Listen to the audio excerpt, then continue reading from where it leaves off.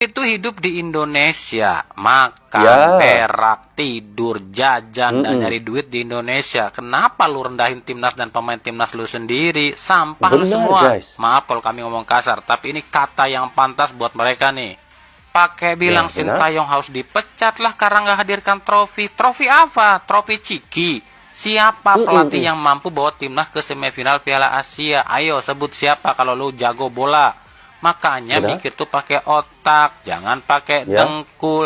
Berkali-kali kami sudah bilang, kalau lu ngaku cinta Indonesia, kalau lu ngaku supporter Indonesia, dan kalau lu ngaku sebagai warga Indonesia, lu dukung tim lu apapun keadaannya. Jangan cuma ego lu benar. yang lu utamain, goblok dipiara.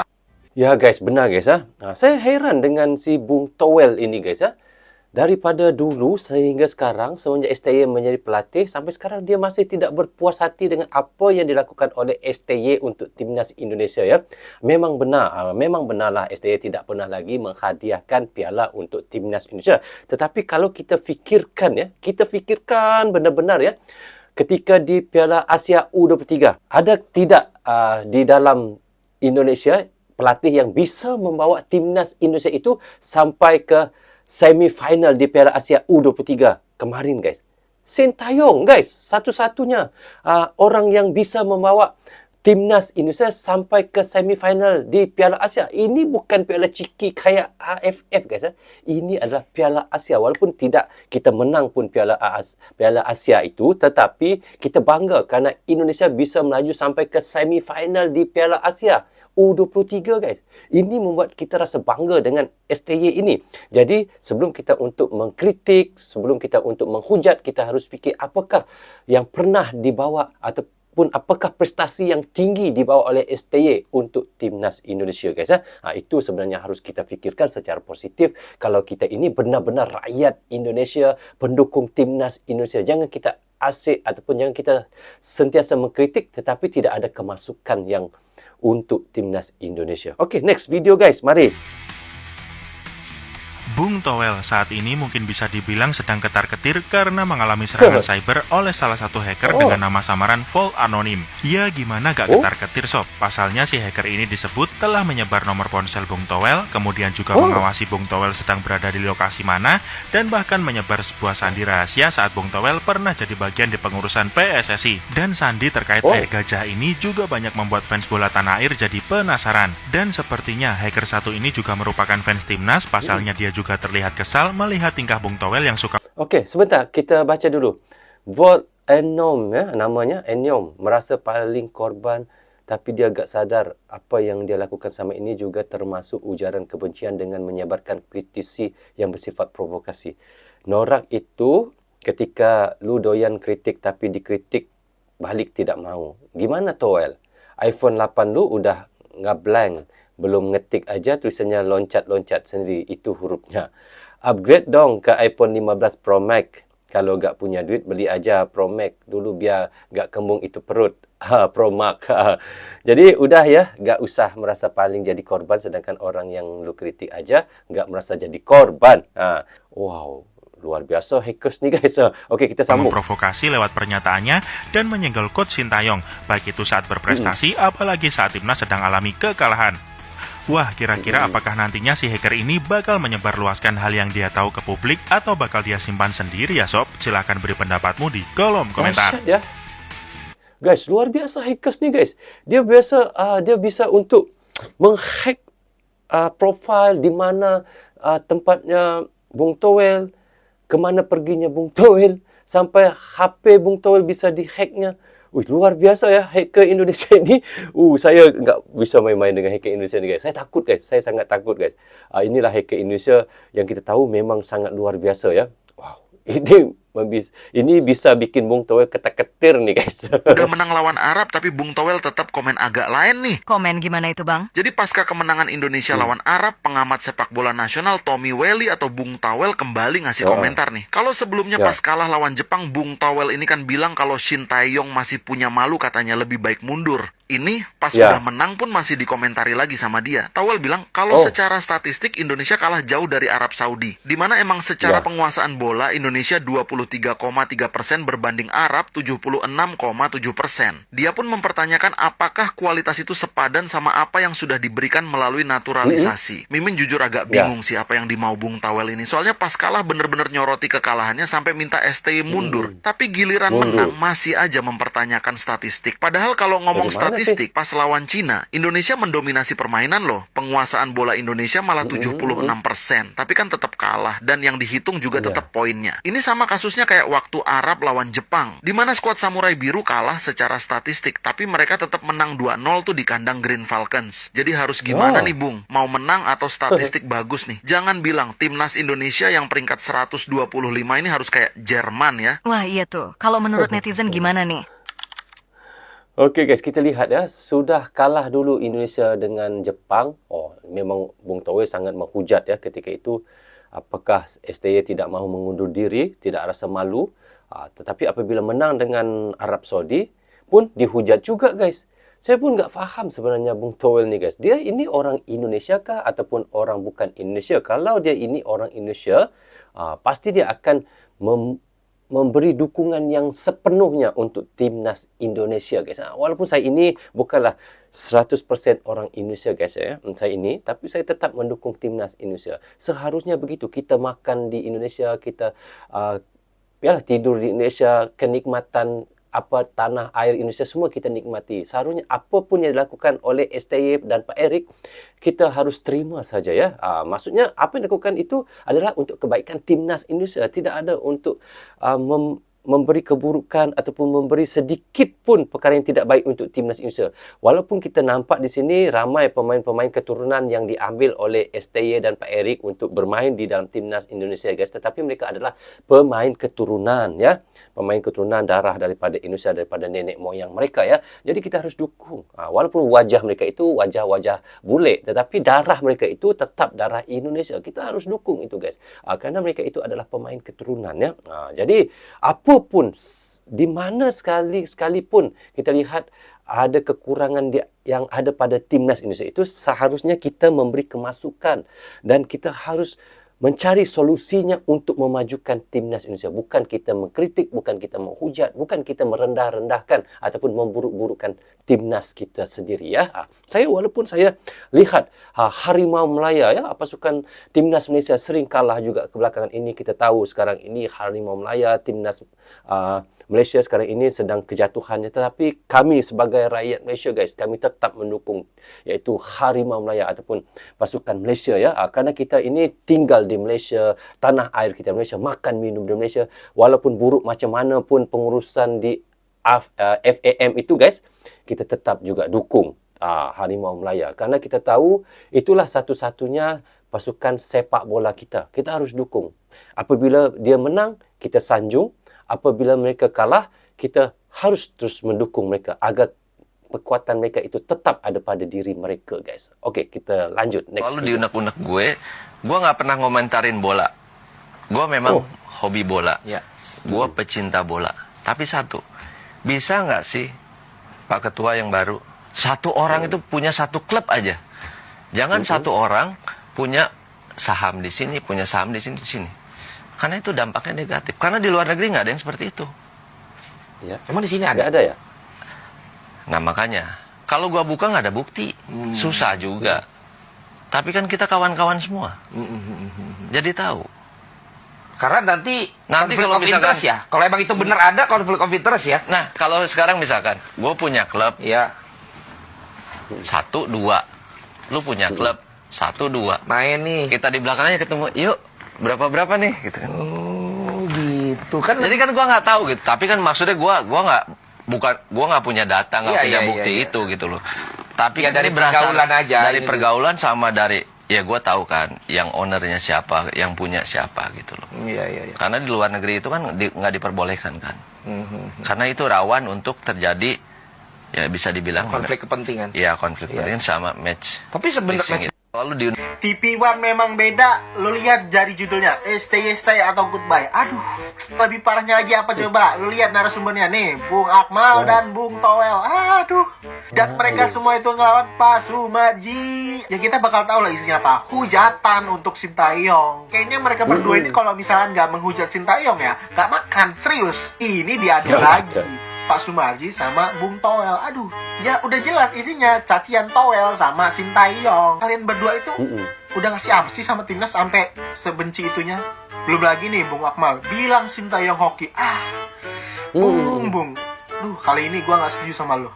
Coba menurut kalian gimana nih? Coba komen di kolom komentar. Guys, bukan saja Bung Towel katanya yang tidak suka STY ya. Ini Bung Akmal pun sama juga ya. Kenapa ada terlalu banyak ya yang tidak suka STY ini? Sedangkan STY ini, ya kita tahu dia memang orang warga asing. Maksudnya dia bukan warga negara Indonesia lah. Tetapi dia memberi satu benda yang kita tidak bisa untuk dapat, guys. Maksudnya, ketika Piala Asia dulu-dulu ya, ada nggak kita lihat Indonesia bermain sampai level yang sangat tinggi seperti sekarang ya? Kalau kita lihat. Ada nggak sampai ke semifinal untuk U23? Nggak pernah ada kan? Ini adalah sejarah pertama untuk Indonesia kan? Jadi kita fikir yang baik di situ. Dan selepas itu, kita fikirkan lagi. Ada nggak Indonesia sebelum ini, pelatih-pelatih sebelum ini, membawa Indonesia sampai ke putaran ketiga di kualifikasi Piala Dunia, yaitu 2026? Ada nggak? Kalau ada, bisa tulis di komentar ini guys. Nggak ada. Walaupun kita tahu STY ini belum lagi belum pernah lagi menghadiahkan apapun piala untuk timnas Indonesia, tetapi peringkat tinggi timnas Indonesia sekarang ini bermain di level dunia guys sudah nampak ya.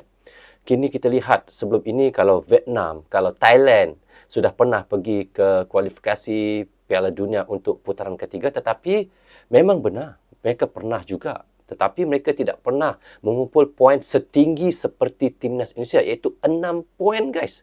Indonesia adalah kira negara satu-satunya negara di ASEAN yang mengumpul poin yang paling tinggi di kualifikasi Piala Dunia putaran ketiga. Sebelum ini kita tahu Vietnam pernah 3 poin.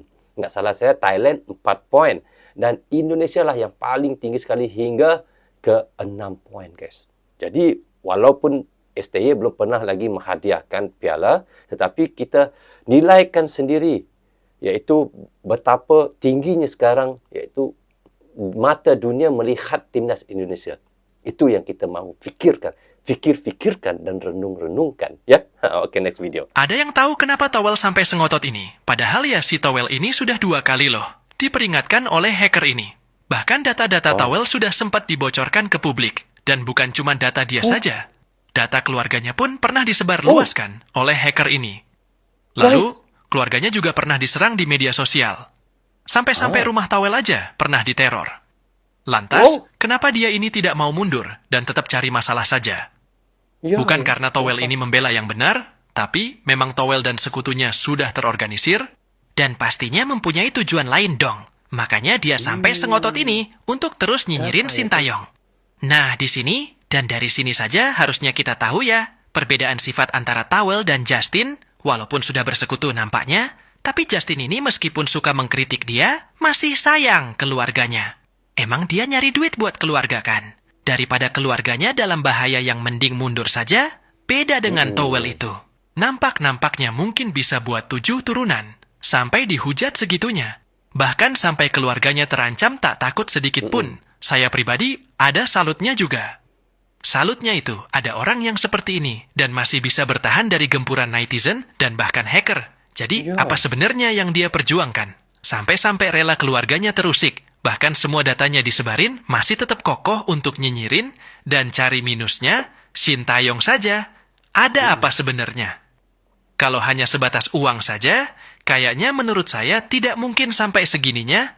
Tetap ada yang lagi direncanakan. Jadi kira-kira apa nih guys? Ada yang bisa menerka-nerka? Kita ulik lagi nanti. Guys, kenapa ya? Yaitu Bung Towel ini, kita lihat keluarganya sudah terancam oleh netizen ya. Jadi kita lihat dia pernah dihujat netizen. Bukan pernah lagi, sudah sering kali dihujat netizen. Jadi tapi dia sering lagi masih untuk merendah-rendahkan timnas Indonesia dan STY ya. Jadi di sini saya rasa apakah tujuannya juga ya? Saya pun mau bertanya juga guys, apakah tujuannya ia melakukan begitu? Apakah kerana uang ataupun ada orang di sebaliknya? Ada orang di sebaliknya untuk menyuruh dia berbuat begitu, ataupun adakah kerana dia memang tidak suka STY?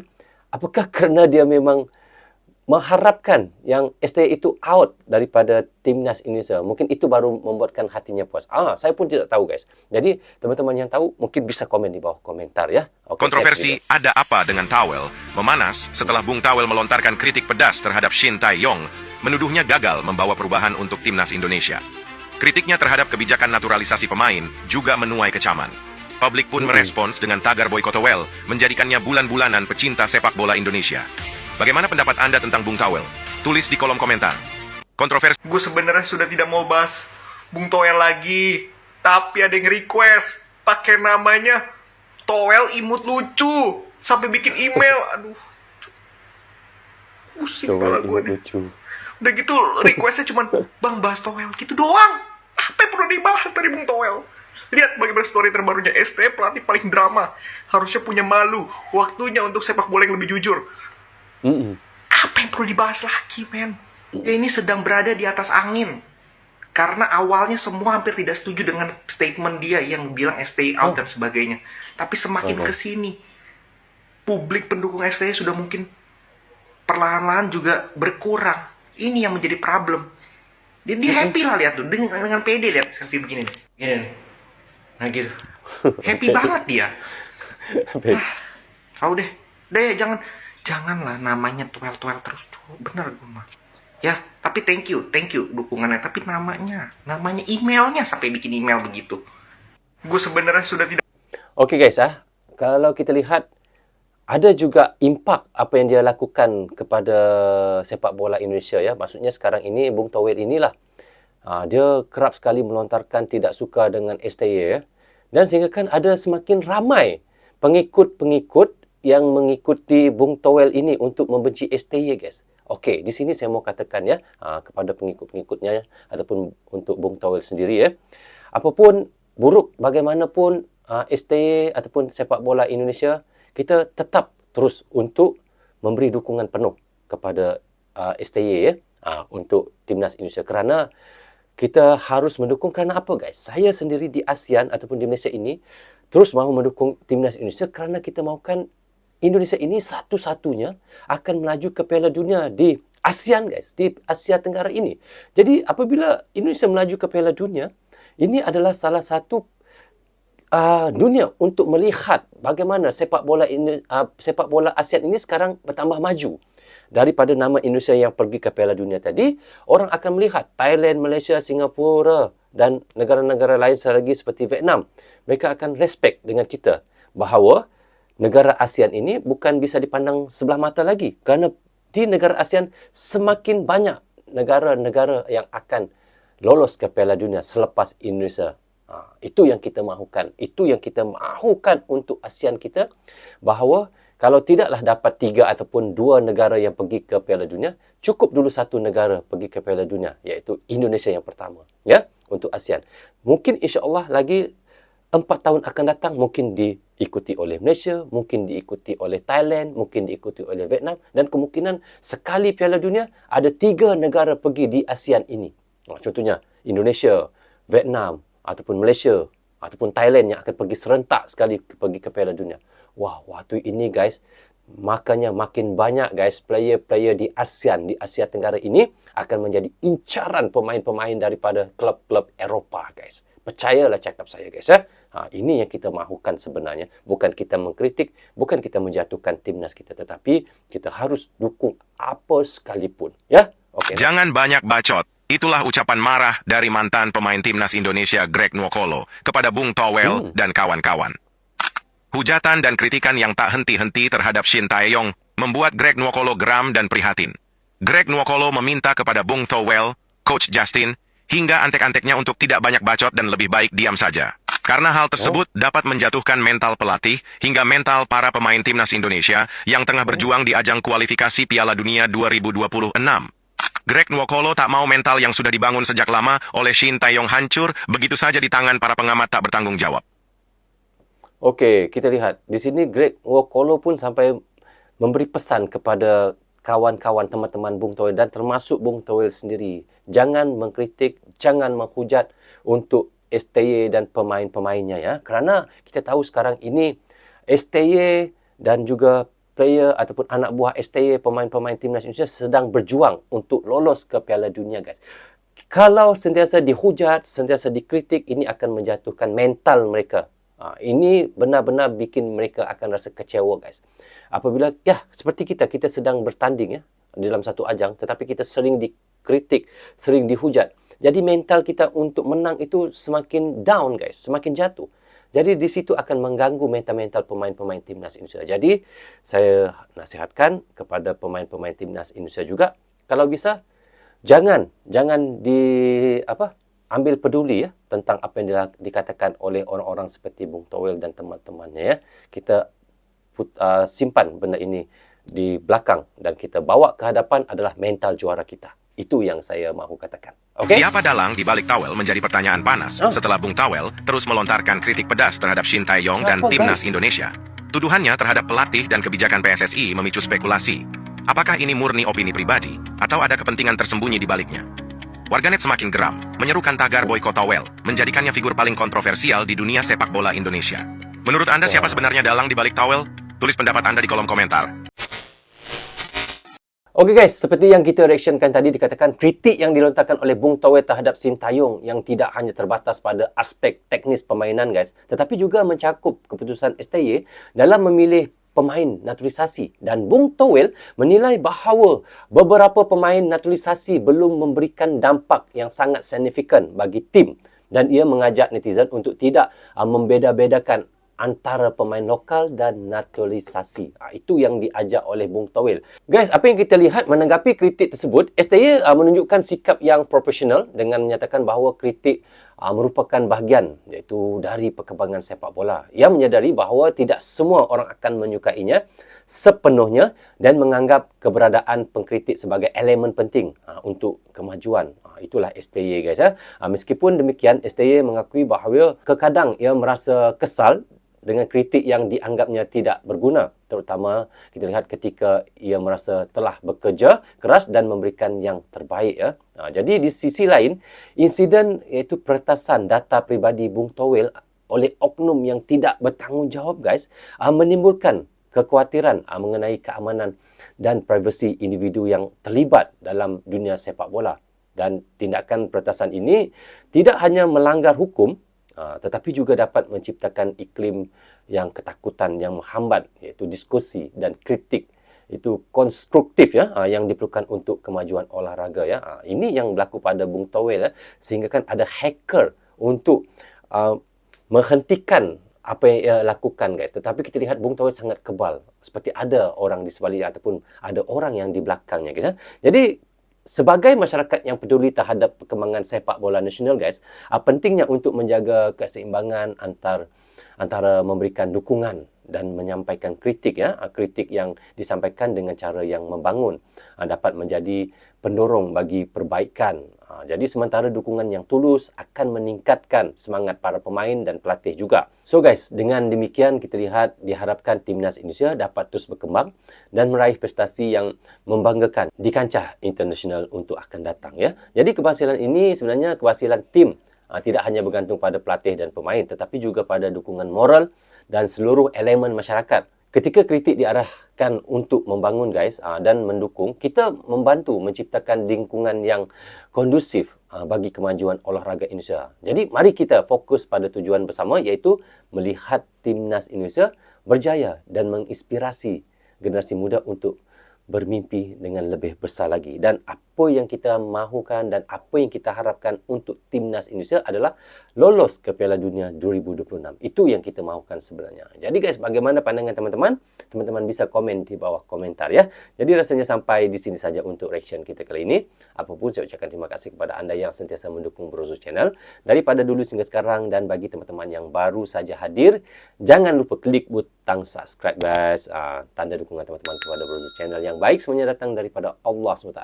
Yang salah dan silap datangnya daripada saya sendiri. Assalamualaikum. Goodbye. Bye-bye.